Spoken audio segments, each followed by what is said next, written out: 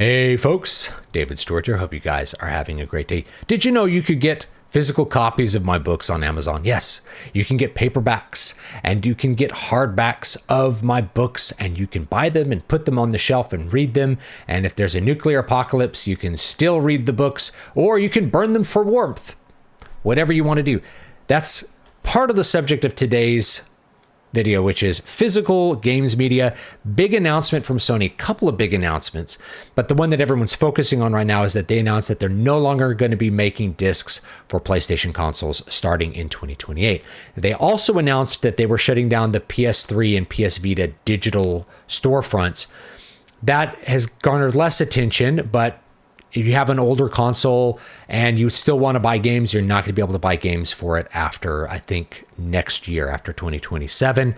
21 years of PS3 store, digital storefront. That's a pretty long time to support that, though. So I don't look too negatively on that. Nintendo shut down the Wii U, shut down the 3DS store. So I felt like it was inevitable that Sony might do the same. But big subject is physical discs, physical games.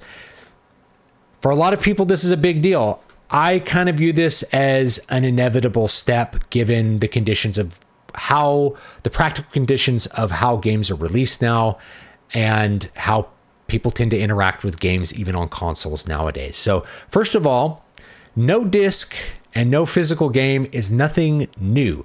We are, like I said, they're shutting down the PS3 store, the digital store. So we are 21 years into digital game sales on consoles. That is more than 2 decades of that being, if not the main model, at least a standard model for how you actually release games.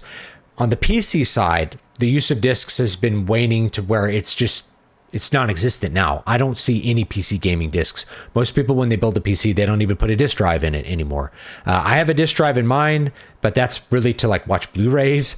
And the last PC physical game disc I got was a gift from a friend, and that was back in 2015. That was Dragon Age Inquisition. So the PC space has been digital only for at least a decade, and for most of us longer.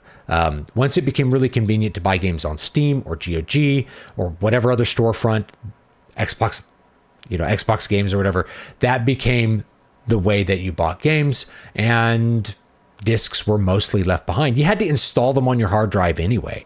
Like if you go further back, like installing a really big game, you'd be putting in like 5 CDs and then it would be on your hard drive. And so all it did was kind of bring the data to your computer.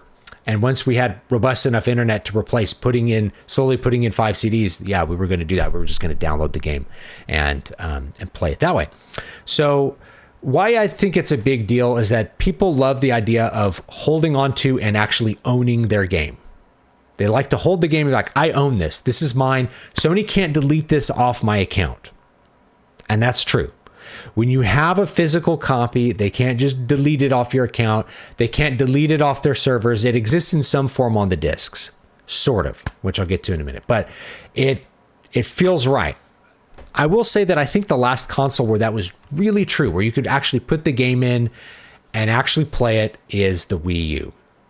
I think once we got past the Wii U, the standard mode for delivering games was one where you actually didn't ship complete games. So this is the first practical problem with physical media that we've had over the last 2 gaming generations, is that the game always needs to be patched. There's always a day 1 patch. The game might ship on the disc, it has game data, but then once it's installed, it's being patched online. And so what you end up with the disc is just a transferable license that's attached to a physical object. You can sell the disc. Big advantage. If you don't like the game, you can sell it, or you can give it away to a friend, and that's cool. But no matter what, you're going to need some sort of online access in order to fully patch the game, and in some cases to make the game really usable at all. And in a lot of cases, there's not really any game data on the disc. The disc just is a license to play the game, and the game gets just downloaded and installed onto your hard drive. The game can't even fit on the disc. So that's the second practical problem. Games have gotten so big now that we don't have a good way to store them on media, at least modern games. This game, Final Fantasy Rebirth, came on 2 discs, one which was a quote data disc and one which was a a play disc, but it was too big for one disc, so you had to install it on 2 discs and then install patches. And I don't know how much of the game is actually in here. Is there 2 discs worth, 2 discs plus? I'm not really sure how much game data there is, but there's much bigger games than that too. Call of Duty is huge. It's hundreds of gigabytes. So you'd be putting in 3 or 4 like Ultra HD Blu-rays in order to install the game, in order to have the game data. That's expensive. Just in practical terms, you're going to be giving up a lot of your profit margin just making a physical product, when you can just download the game and you have to install it on your hard drive or you have to install it on your SSD, no matter what. So there's a practical problem with the way that we distribute games media now, that they're so large that discs don't really contain them. We don't have a good way of storing them. Maybe you could distribute them on a flash drive, but that's very expensive. There's an expense to the game cards on a Nintendo Switch, that sort of thing. So I feel like it's inevitable that we're reaching the point of, okay, it's just going to be digital distribution. It's cheaper to distribute it. We don't have to spend a bunch of money manufacturing discs that we may or may not sell and risk all of that capital when everybody's just going to have to patch it anyway. You could just buy it digitally. And the center of this controversy really is Grand Theft Auto 6, which they announced that you could pre-order a physical game, but it's just a case with a download code in it. So you get the case and you could put the case on your shelf, and that's what you get. And, a little download code falls out and you put that in on the PlayStation Store, and then you get to play Grand Theft Auto 6. So just buy it digitally and don't have a thing taking up your shelf space. Am I right? I don't know. That's where we're at. This is an interesting thing about physical media, is that over the last generation, there's been a lot of gimmicks to try to make physical media more appealing to consumers. Like you get a little bonus for pre-ordering. I found one off my shelf here. This was a Steelbook edition of Stranger of Paradise, which was a cool little... if you never played it, it was like a Souls-like remake of the first Final Fantasy game. It was really fun and really had this weird early 2000s edge style to it that I really liked. But it came with this cool Steelbook with this great little art on the front. Looks nice on the shelf. It holds the disc, but it also came with a regular disc, which is weird. But this was like a little, you get a physical thing for your shelf. Isn't that cool? This came with stickers. Here they are. I never put them on there. These are little Sephiroth and Cloud stickers. You can put them on your controller and have a Final Fantasy VII controller. Woo! Isn't that fun? Little gimmicks like that to make the physical edition feel like it's something substantial, because at the end of the day, you know that you're really just playing a digital game. Okay. Now, I do want to address a couple of things with digital games, because although I do think this is an inevitable point that we've reached, a lot of people are concerned about, say, games preservation. Is that Sony could delete the game off their servers, which they did with Concord, and then what happens to the game? I think that's a meaningful concern. I don't think the solution to that is physical media per se. Rather, I think physical media can be a way that you can feel like that you maintain ownership over your game. The actual way that you preserve games is through redundancy. That is copying the game, and that includes piracy. So just as an example, this is a Wii U disc, Star Fox Zero. It's like the second remake of Star Fox 64. They just came out with another remake of Star Fox 64, and I'll probably end up playing it. And I got a thing for Star Fox. One of my favorite games, Anyway, I do not put this disc into my Wii U anymore, even when I want to play it, which is pretty rare. But I don't do that. Why? Well, discs are a little fragile, and I have kids, and we ran into this problem a while back where the discs for one of their Skylanders games got scratched. Now, it wasn't that expensive to replace the disc. They just buy another disc. But I was like, you guys need to be more careful with the discs. And then I had hacked my Wii U at that point, put custom firmware on it. I'm like, no, I'm just going to rip all my discs to the hard drive. So I have a hard drive that's hooked up to it. All my physical games are copied, and there's a redundant digital copy on the hard drive so that my discs won't get damaged. Because the fact is, once the disc gets damaged, do you have access to the game anymore? No. not unless you've created a redundant copy of it. So the way that you preserve games, whether we're talking at the local level, like what I did, putting my my Wii U discs onto a hard drive, or we're talking like meta level, higher level, it's through redundancy. So at the higher levels, that redundancy can happen a bunch of different ways. Steam Store is an example. The game exists on the Steam servers and you download it and your copy is redundant to this copy that's on the servers. Every user has another copy. So if something happens, there's a lot of people with a lot of copies of that software, a lot of redundancy.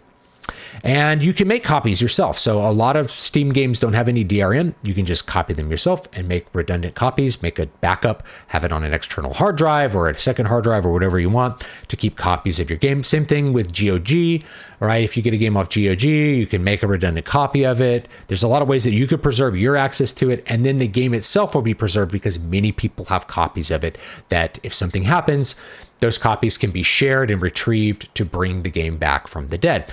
And in fact, this is how ancient texts are preserved. We have copies of ancient texts, not because they were made on really durable media, although you can buy my physical books and they're pretty durable.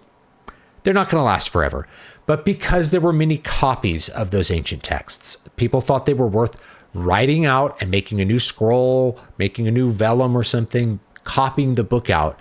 And that's what preserved it, because the originals invariably are lost, but the copies are preserved. And the more copies you make, the more those manuscripts get preserved through the ages until finally we reach the digital age where there are many, many, many, many redundancies of our information.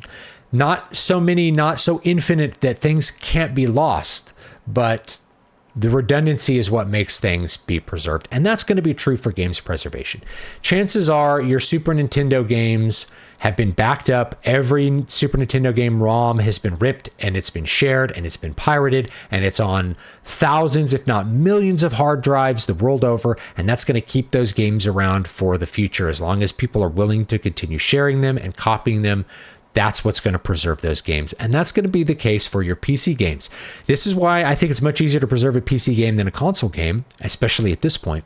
And that's because redundancy is really easy on the PC, whereas on the console, it's very hard.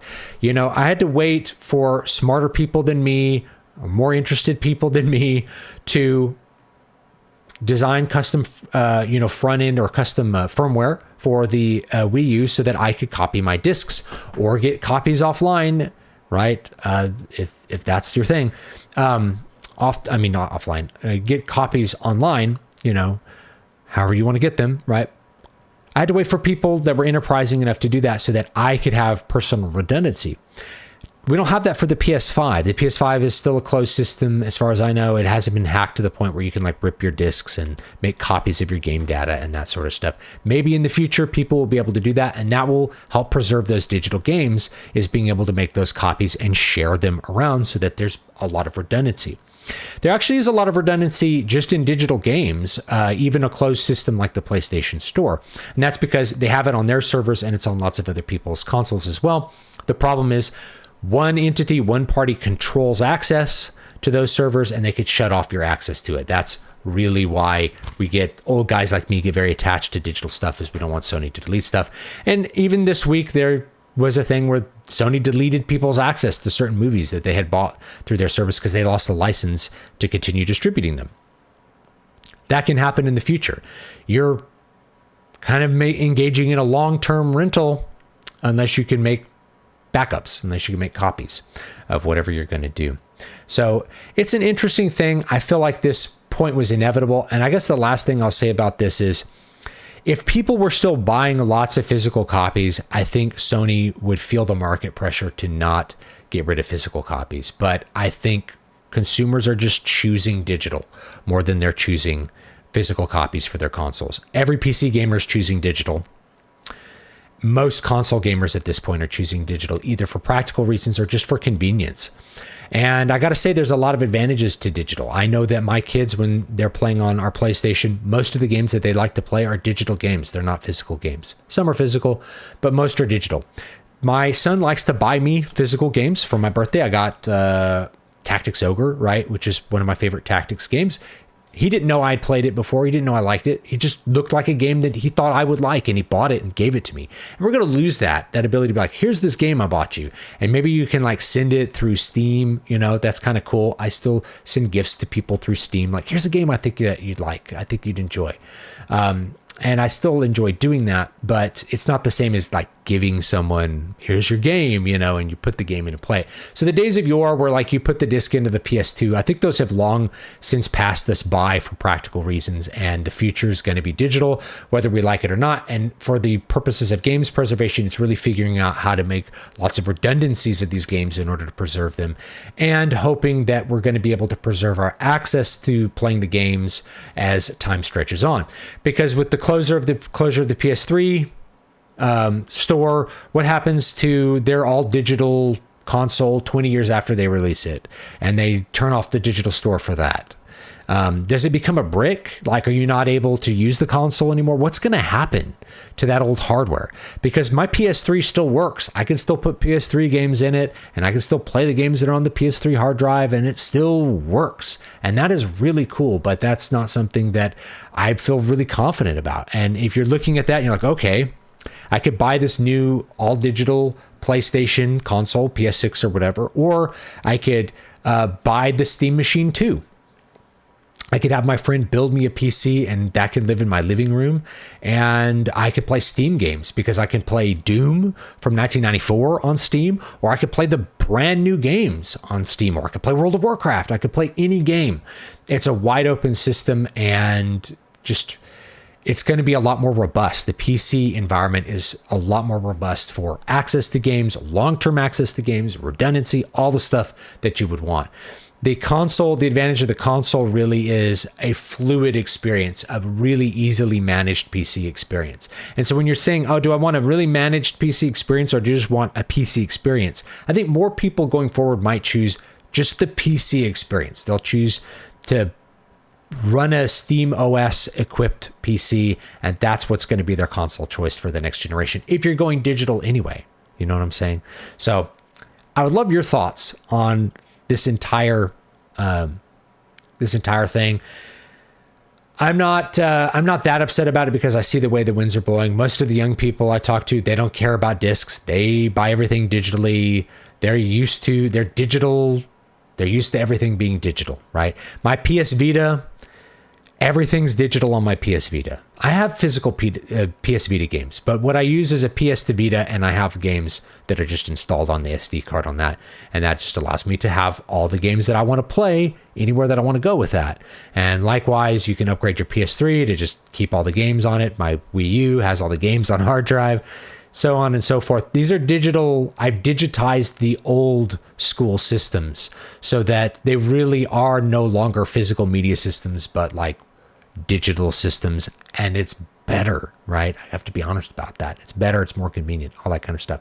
So yeah, love your thoughts on it. If you think this is like the major inflection point, people aren't going to buy consoles anymore, or you're not going to buy, I'd love to know that. Or if you're like me and you just feel like it was an inevitability and it's not that big a deal. So anyway, let me know, and I'll check you all next time. Have a great day. Buy my physical books on Amazon. Check them out.